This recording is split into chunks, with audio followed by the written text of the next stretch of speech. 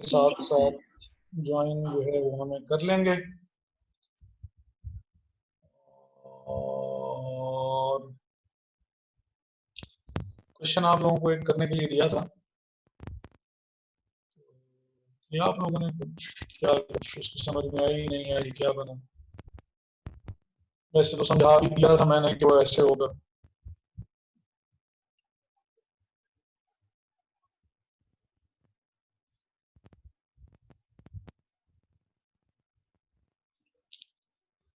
नहीं किया?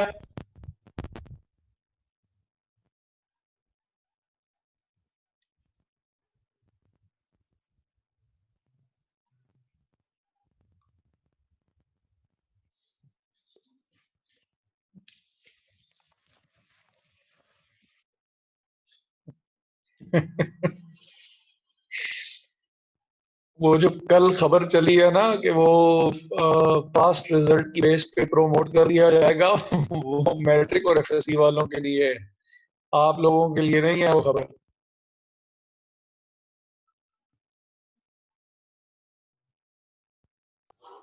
तो यूनिवर्सिटीज वालों के लिए भी है? यूनिवर्सिटीज वालों के लिए उन्होंने एग्जाम्स ही रखे हुए हैं, यूनिवर्सिटी वालों के लिए वो खबर नहीं थी। गलत फहमी का शिकार हैं आप लोग। वो खबर आप लोगों के लिए नहीं है। और वैसे भी वो पास्ट जो है वो उन्होंने, अगर आपने कोई पहला सेमेस्टर आप लोगों ने किया हुआ होता तो फिर बंदा सोच भी सकता था। तो इससे पहले तो आप लोगों का सेमेस्टर है ही नहीं। दुनिया के सबसे बड़े निकम्मे तरीन लोग हैं आप सारे, जितना भी पूरा ये एमबीए का बैच है, ये शदीद निकम्मा तरीन बैच है। आज से मैं आप लोगों को निकम्मे कहा करूंगा।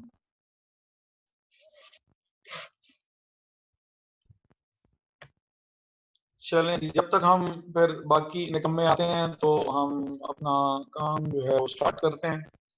और 7-16 जो है वो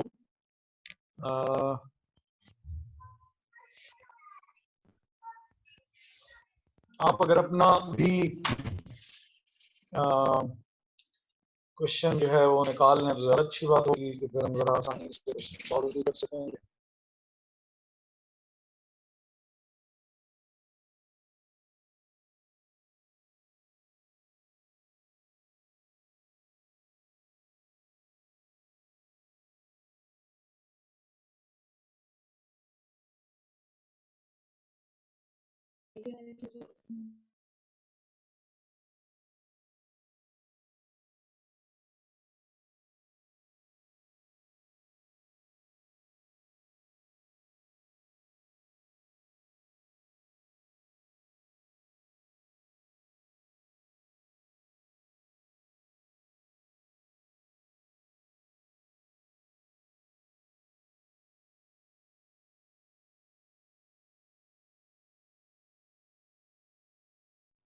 Identify each of the following reconciling items as an addition to the cash balance according to the bank statement, a deduction from cash balance according to the bank statement, an addition to the cash balance according to company's records, or a deduction from the cash balance according to the company's records. None of the transactions reported by bank debit and credit memos have been recorded by company. ये जो debit और credit memos हैं ना, ये basically वो हमें वो notify करते हैं कि हमने आपको आपके अकाउंट में से इतनी amount because of this reason हमने डिडक्ट कर ली, या इतनी अमाउंट हमने बिकॉज ऑफ सर्टेन रीजन हमने क्रेडिट की है। तो वो जो नोटिफिकेशन जो इशू करेंगे वो बेसिकली बैंक डेबिट और क्रेडिट मेमोज की बात कर रहा है। आसान अल्फाज में अगर समझाना चाहूँ तो अगर किसी ने डायरेक्टली जाके बैंक में डिपॉजिट करवा दिया है तो हमें अभी तक उस बारे में कोई इंफॉर्मेशन नहीं है, वो चीज़ हमने रिकॉर्ड नहीं की। बैंक ने जो बैंक चार्जेस डिडक्ट किए हुए हैं उसके बारे में भी हमें कोई इंफॉर्मेशन नहीं है, और हमने अभी तक उसको भी एडजस्ट नहीं किया हुआ है। तो ये वही तो है वो जो बाद में मैसेज आ जाता है, नोटिफिकेशन। जी जी जी जी जी जी जी, तो वो ये बार जरा it's more formal formal way of letting you know that we have deducted or we have added some amount in your account.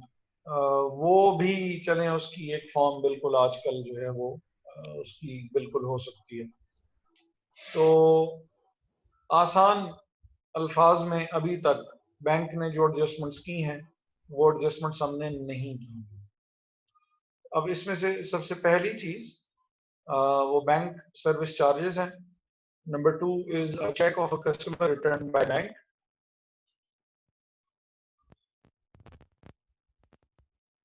to company because of insufficient funds, 1750. Check for 390 incorrectly recorded by the company as 930. Check for $50 incorrectly charged by bank as 500.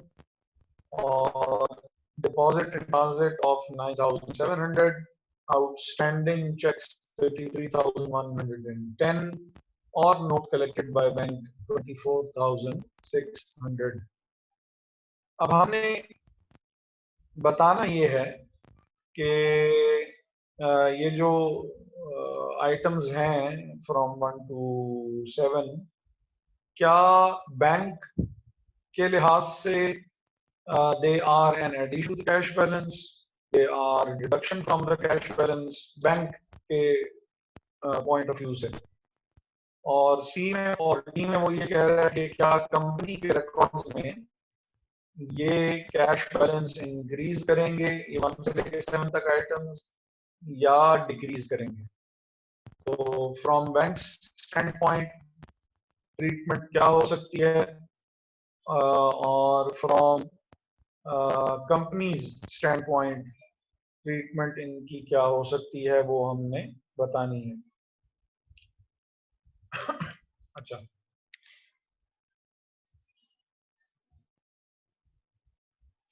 तो bank service charges जो हैं bank तो उसको deduct कर ही चुका है। तो bank service charges जो होंगे वो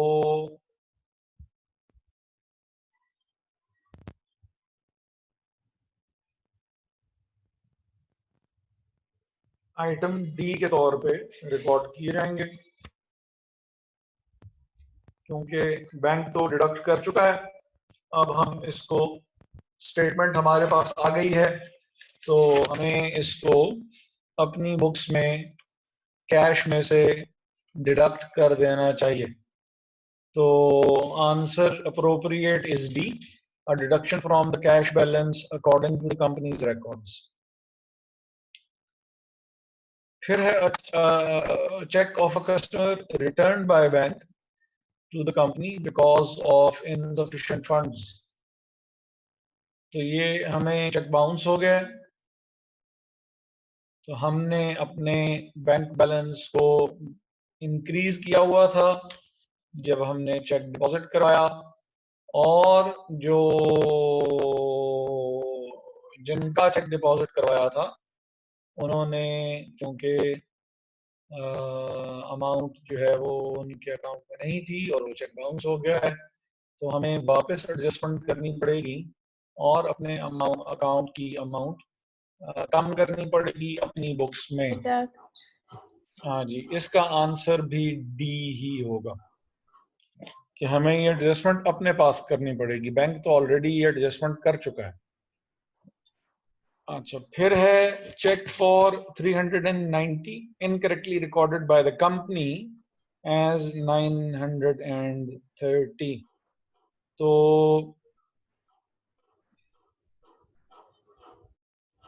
ठीक है, अब जो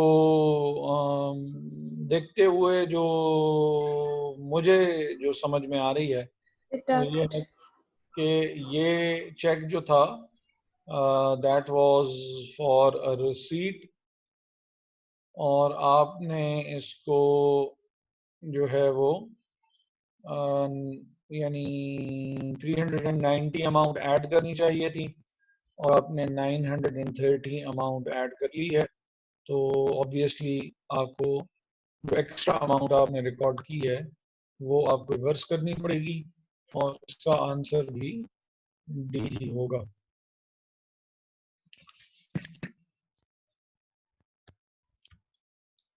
फिर है deposit in transit. Deposit in transit, आपने अमाउंट जो है वो The check for 50. Oh well, it's the same. Cheque for 50 It's incorrectly okay, it's charge the by same. Bank. अब इसकी जो एडजस्टमेंट होनी चाहिए वो बैंक को करनी चाहिए, क्योंकि बैंक ने 50 रुपीज के चेक को 500 रुपीज यानी एक्स्ट्रा 450 उन्होंने डिडक्ट कर ली हैं हमारे अकाउंट में से, जबकि उन्हें खाली 50 रुपीज चाहिए थे, उन्होंने 500 कर लिए हैं, मीन्स 450 उन्होंने एक्स्ट्रा डिडक्ट कर लिए हैं। तो हम अमाउंट वापस क्या करेंगे, ऐड बैक कर देंगे, हम नहीं करेंगे, बैंक करेगा। तो an addition to the cash balance according to the bank statement,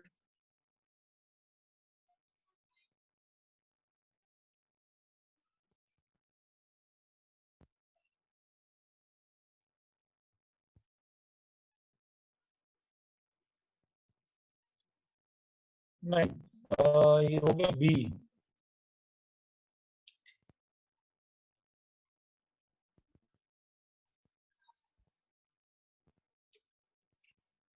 let me think.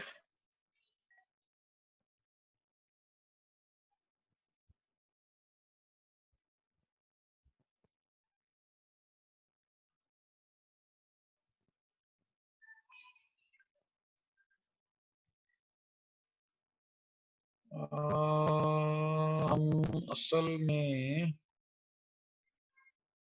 एक गड़बड़ कर गए हैं थोड़ा सा समझने में वर्डिंग को। अब बैंक से हमने यानी बी जो लिखा है वो लिखा तो हमने ठीक है, यानी होना क्या चाहिए, अगर हम सोल्यूशन के तौर पे देखें तो सोल्यूशन इज डी, लेकिन अगर आप क्वेश्चन की वर्डिंग पे गौर करें तो उन्होंने जो कहा हुआ है अकॉर्डिंग टू बैंक स्टेटमेंट, ये क्या है।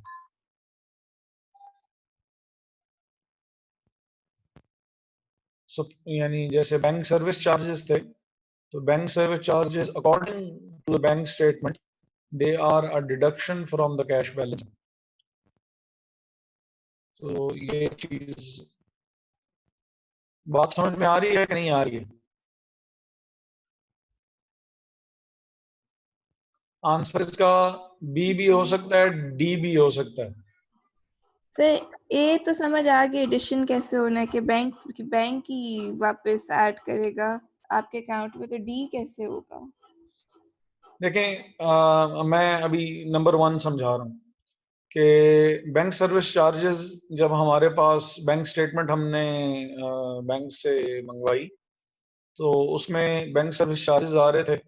तो बैंक सर्विस चार्जेस जब हम बैंक स्टेटमेंट में देखें तो हमारे जहन में क्या आना चाहिए, डिडक्ट हुए हैं। कि पैसे डिडक्ट हुए। अब बी को पढ़ें कि वो क्या कह रहा है, a deduction from cash balance according to the bank statement.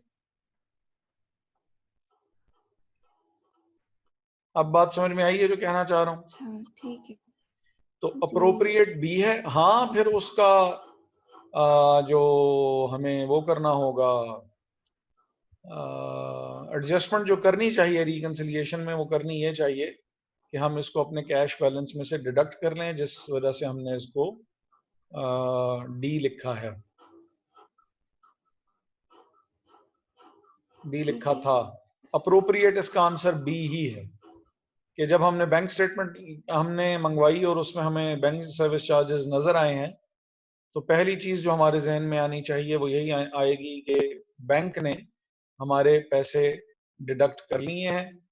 तो जो कि यहाँ पे उन्होंने बी में लिखा हुआ है कि a deduction from cash balance according to the bank statement. इसी तरह check of a customer returned by bank due to bank to the company because of insufficient funds. तो इसका आंसर भी क्या बनेगा? बी बनेगा कि डी बनेगा?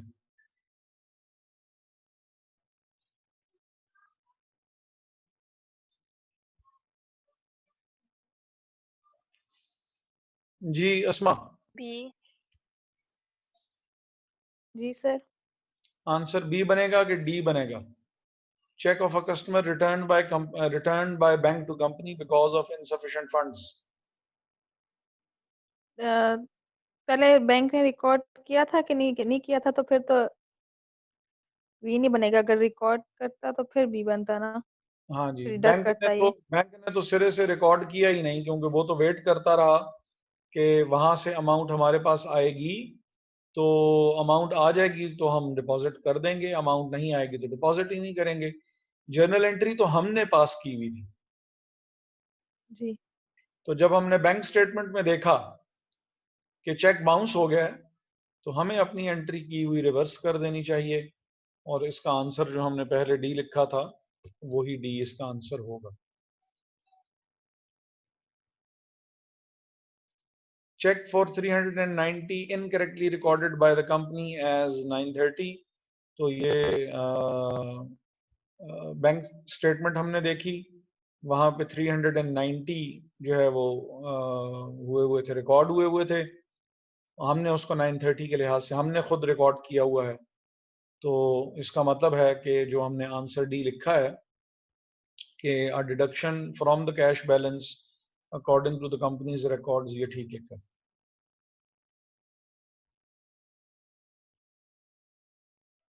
सर इसमें हमने ये जो स्टेटमेंट्स है इनका बताना है कि इनका मतलब डिडक्ट करना है या एडिशन करनी है। हमने ऊपर से देख के नहीं बताना कि जैसे अभी ऊपर इन्होंने वाले से अमाउंट। हाँ, ऊपर वाले से लिंक बनाना है इसका। तो अभी सामने एक्स्ट्रा अमाउंट लिखे, तो यहाँ पे हम ये नहीं कह सकते कि एडिशन हुआ है कैश बैलेंस का कंपनी रिकॉर्ड में। हम करेंगे कि वो डिडक्ट करेंगे अमाउंट। मतलब उन्होंने गलती से ऐड किया था, हाँ जी, तो अब हमें मतलब हमें इनको बताना है कि उन्होंने डिडक्ट करनी है, तो तब इनका बैलेंस इक्वल आएगा। हाँ जी। सर लाइक दोनों फैक्ट, एक का ही फैक्ट बताना है, क्योंकि लाइक कैश हमारा या बैंक का, जहाँ बैंक डिडक्ट कर रहा है वहाँ बैंक का लिखेंगे, जहाँ हम कंपनी ने डिडक्ट करना है वहाँ कंपनी का वहाँ लिखेंगे। वहाँ कंपनी का करेंगे, इसीलिए तो उन्होंने 4 ऑप्शंस दिए हैं कि करेक्शन होनी कहाँ चाहिए, या हुआ क्या है, और किस जगह हमें ठीक करना पड़ेगा। कहीं एडिशन करके नहीं ठीक हो सकता कुछ? देखें, हमने एडिशन तो पहले ही करके और 930 की अमाउंट लिख दी है। 390 लिखनी थी, हमने 930 लिख दी है। एक्स्ट्रा अमाउंट तो हमने पहले ही लिखी हुई है। ठीक है। ठीक है, तो बैंक स्टेटमेंट आई तो हमें पता लगा कि भाई अमाउंट हमने ज्यादा लिख दी है, तो हमें इसकी एडजस्टमेंट कर लेनी चाहिए। ठीक है। अच्छा, नेक्स्ट जो हमारे पास है वो है, नेक्स्ट हमारे पास किधर गया 4, a check for 50 incorrectly charged by bank as 500। तो ये बैंक बैंक, डिडक्ट करेगा। हाँ जी, बैंक डिडक्ट कर चुका है। तो स्टेटमेंट देख के हमें पता लग रहा है कि बैंक ने इतने अमाउंट डिडक्ट कर ली है। फिर है डिपॉजिट इन ट्रांजिट।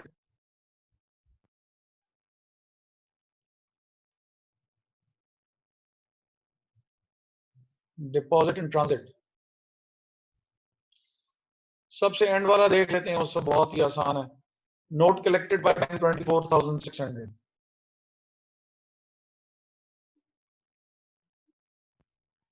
एडिशन होगा ए, बैंक स्टेटमेंट में। ए में addition to the cash balance according to the bank statement. Bank वालों ने हमारे अकाउंट में इतनी अमाउंट ट्रांसफर कर दी हुई है, तो ये ए हो जाएगा। अब रह गया डिपॉजिट इन ट्रांजिट और आउटस्टैंडिंग चेक्स। आउटस्टैंडिंग चेक्स कौन से होते हैं? सर जो बाउंस जो चेक दे दिए जाते हैं लेकिन आप आगे लेके नहीं जाते, अभी बैंक अपने पास ही रखते हैं। ठीक है, तो ये इन चारों ऑप्शंस में से किस ऑप्शन पे पूरा उतर रहा है? कंपनी एडिशन कैश नहीं डिडक्शन एडिशन क्योंकि कभी कभी तो आ ही जाएंगे एडिशन टू द हमारी कैश कंपनी बैलेंस में। According to the company's records. Yes, हमने डिडक्ट किए हुए थे और वो अभी तक हमने जब वो स्टेटमेंट देखी तो हमें वो चेक कहीं पे भी नजर नहीं आ रहे। और डिपॉजिट इन ट्रांजिट,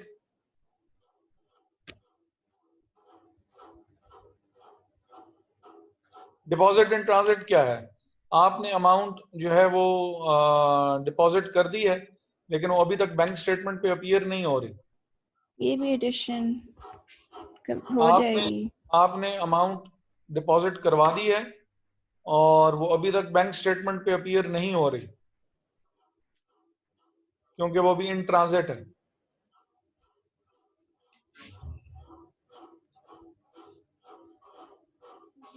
आपने अमाउंट डिपॉजिट कर दी है लेकिन अभी तक कंपनी के रिकॉर्ड में तो हो गया ट्रांसफर, लेकिन और बैंक बैंक में भी आ ही जाएगी। सो ए अभी अभी फिलहाल तक तो बैंक स्टेटमेंट में अपीयर नहीं हो रही वो। ये होगा ना।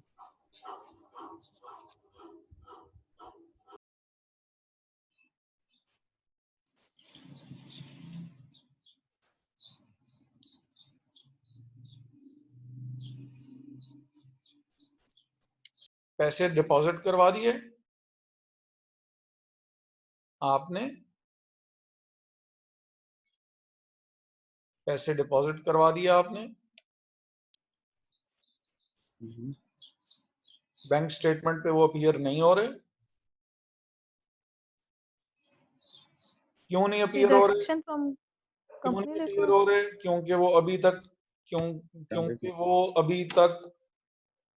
क्योंकि वो अभी तक इन ट्रांजिट हैं।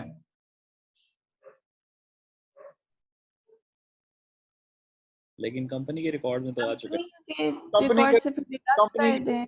कंपनी के रिकॉर्ड्स में वो क्या आ रहा है?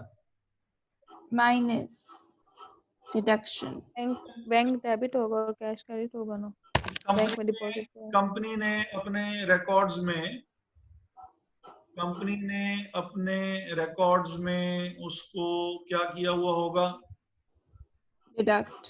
कंपनी ने अपने रिकॉर्ड्स में जब अमाउंट डिपॉजिट करवाई तो बैंक अकाउंट को कर दिया होगा डेबिट और महानूर को कर दिया होगा क्रेडिट के महानूर अब हमारी डेटर नहीं रही हैं, उन्होंने हमें पैसे दे दिए हैं और वो पैसे हमने महानूर का चेक हमने जो है वो डिपॉजिट करवा दिया है बैंक में। तो हमने अपने रिकॉर्ड्स में उसको एज अ पॉजिटिव फिगर लिख दिया, हमने अपना बैलेंस बढ़ा दिया। तो डिपॉजिट एंड ट्रांजिट जो है वो हमारे रिकॉर्ड्स के हिसाब से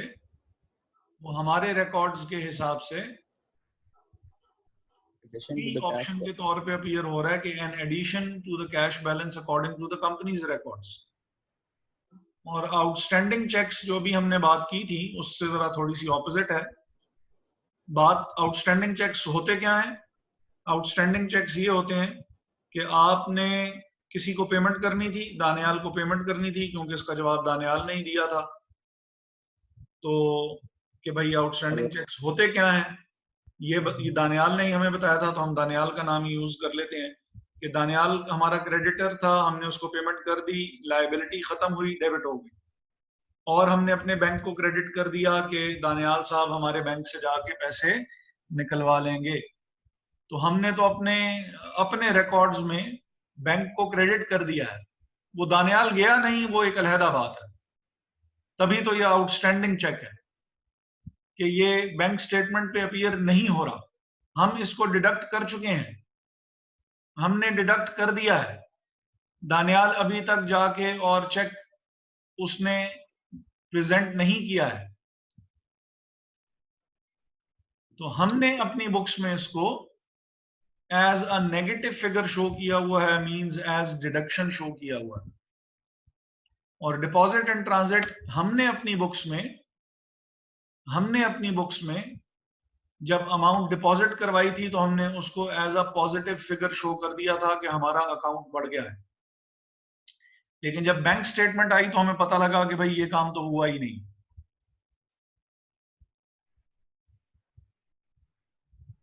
ये बात समझ में आई कि नहीं आई? आ गई।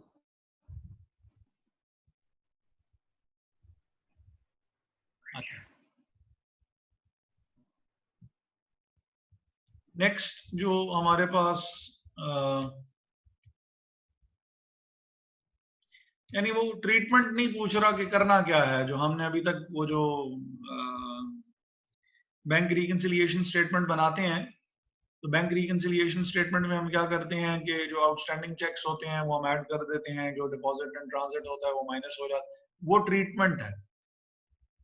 यहाँ पे जो ये पूछ रहा है ये वो ये पूछ रहा है कि आपके रिकॉर्ड्स के हिसाब से आपने किया हुआ क्या है।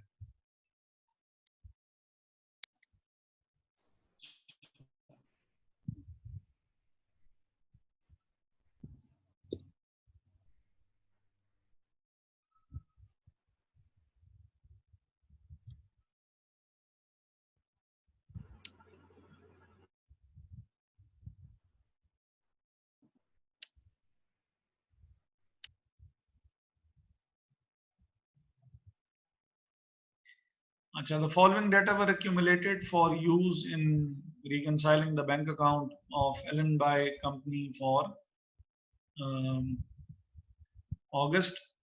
Cash balance according to the company's records was 38,080, or cash balance according to the bank statement was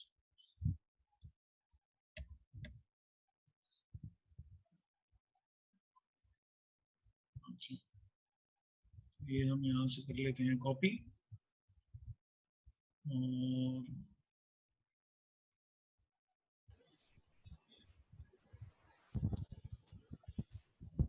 कर लेते हैं और इसको हम कर लेते हैं पेस्ट।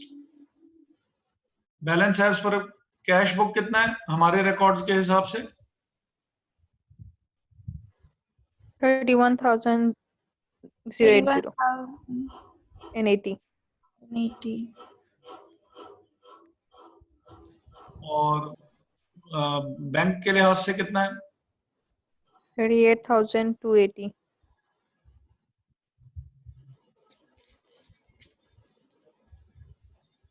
ठीक है जी, ये तो हो गए बैलेंसेस।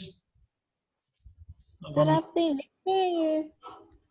जी ये वो मैं जैसे उस दिन हमने वो टेबल बनाया था ना, तो मैं उसमें लिख रहा हूँ। सर हमें स्क्रीन नहीं नजर आ रही। अच्छा, ये स्क्रीन अभी आ जाएगी, वैसे गायब भी हो जाएगी, लेस देन 1 मिनट रह गए।